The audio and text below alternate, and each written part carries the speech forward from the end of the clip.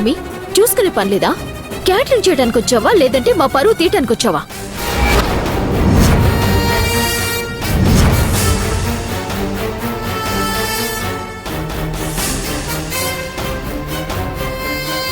రావాల్సిన వాళ్ళని రావాల్సిన దారిలో రానివ్వకుండా పని వాళ్ళని చేసి పిలిపించారు. అది చాలదని ఇలా కూడా వాళ్ళని బాధ పెడుతున్నారా? ఏంటత్తయ్య బాధ పెట్టేది? ఆవిడ మా అతిథి. మీ కోడలు చూడండి ఏం చేసిందో.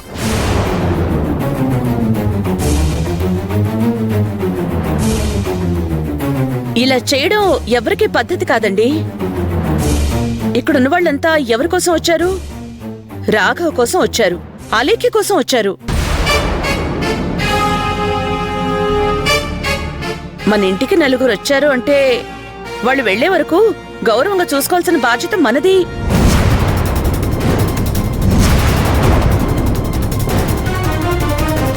అప్పుడే కదా మన ఇంటి పరువు ప్రతిష్ట నిలబడేది. ఇలాంటి పనులు చేస్తే ఇంకోసారి ఎవరైనా రావడానికి ఇష్టపడతారా?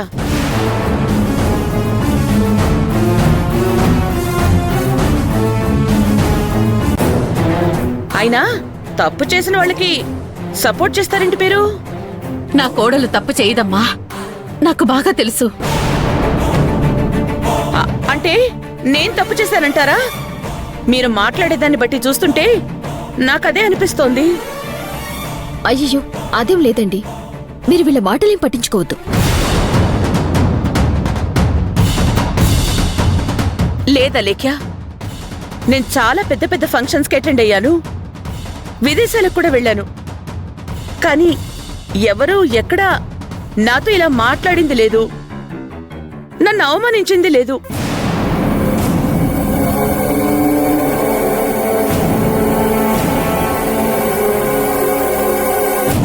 అయినా నువ్వు పిలవగానే ఈ ఫంక్షన్కొచ్చి నేనే తప్పు చేశాను. అయ్యో అంత మాట అనకండి. అయినా వాళ్ళకి మాకు పడదు. మేం మీ దగ్గర డబ్బులు తీసుకోవటం వాళ్ళకి మొదటి నుంచి ఇష్టం లేదు. ఆ డబ్బులు మేము తిరిగి ఇచ్చేసేటట్టు ఎలా చేయాలా అని వాళ్ళు చూస్తున్నారు. దానికోసమే ఇదంతా.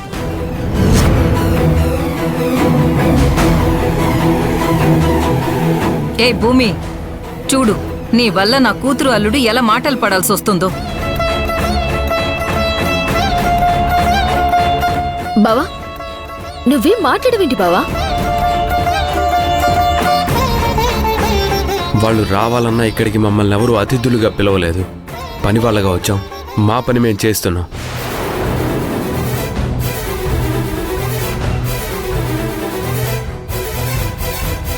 మా పనికి అడ్డుపడిందే కాక మళ్ళీ నా భార్య ఏదో తప్పు చేసినట్టు మాట్లాడుతున్నారు. అంత అవసరం మాకు లేదు.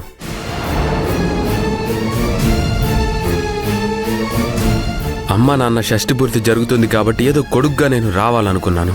కోడలుగా తను రావాలనుకుంది. తెలుసురా, మీరొస్తే ఇలాంటిదేదో జరుగుతుందని నాకు ముందే తెలుసు.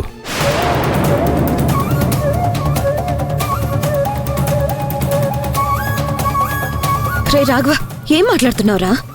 కళ్ల ముందే ఇంత స్పష్టంగా కనిపిస్తుంటే ఇంకా అడుగుతావేంటక్క?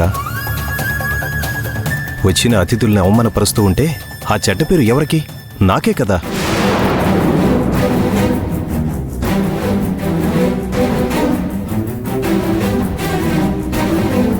ఇక్కడ ఇంతమంది వచ్చారు, వాళ్ళు ఎవరితో పడని గొడవ ఆవిడ ఒక్కదాంతో ఎందుకు పడుతున్నారు?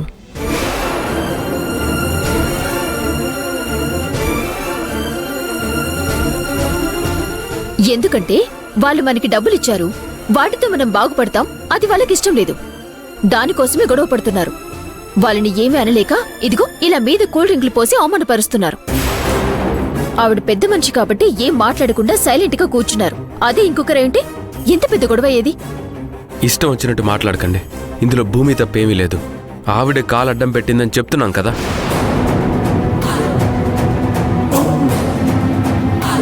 మీరు ఎన్నైనా చెప్తారు, చేసిన తప్పు ఒప్పుకునే అలవాటు మీకు ఎప్పుడూ లేదు కదా.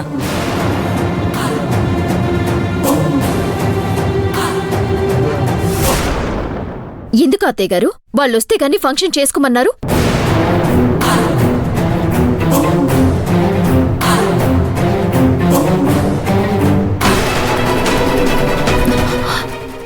మనం వచ్చింది గొడవ పడ్డానికి కాదు. మాటలు పెరిగే కొద్దీ గొడవ పెద్దదవుతుంది, ఫంక్షన్ ఆగిపోతుంది. అత్తయ్య మావయ్య బాధపడతారు.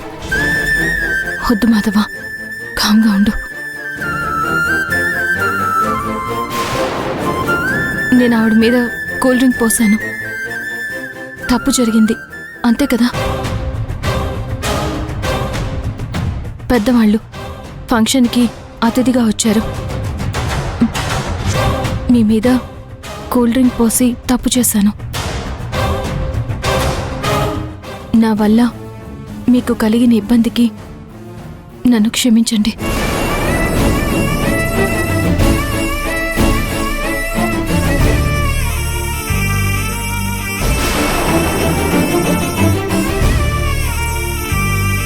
దీనికి రాఘవ గారి పరువుకి ఎలాంటి సంబంధం లేదు.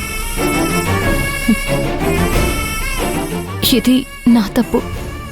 అందుకే మనస్ఫూర్తిగా క్షమించమని అడుగుతున్నాను.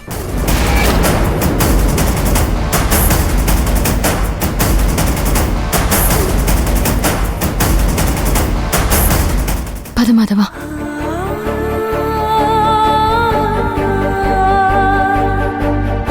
మీరు కూర్చోండి. కూర్చోండి.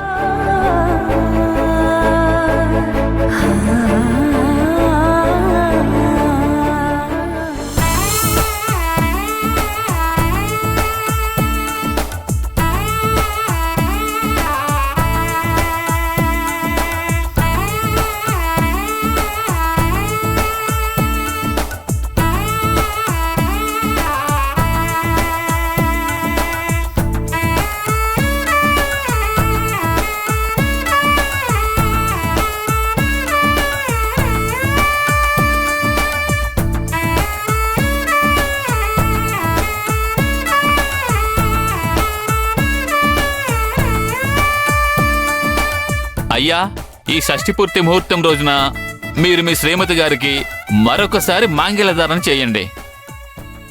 ఓం మాంగళ్యం తంతునా నేన మమ జీవన హేతునా కంఠే బధ్నామి శుభగే త్వం జీవ శరదాం శతం.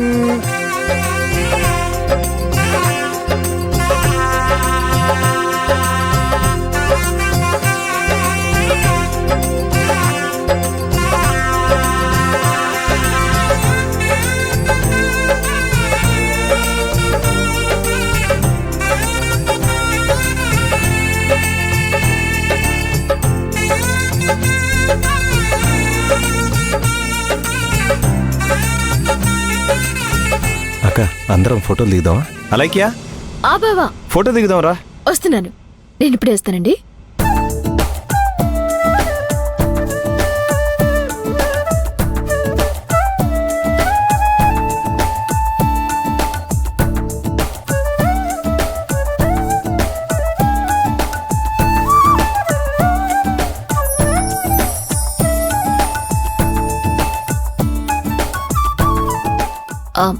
అమ్మా, నువ్వు కూడా రా.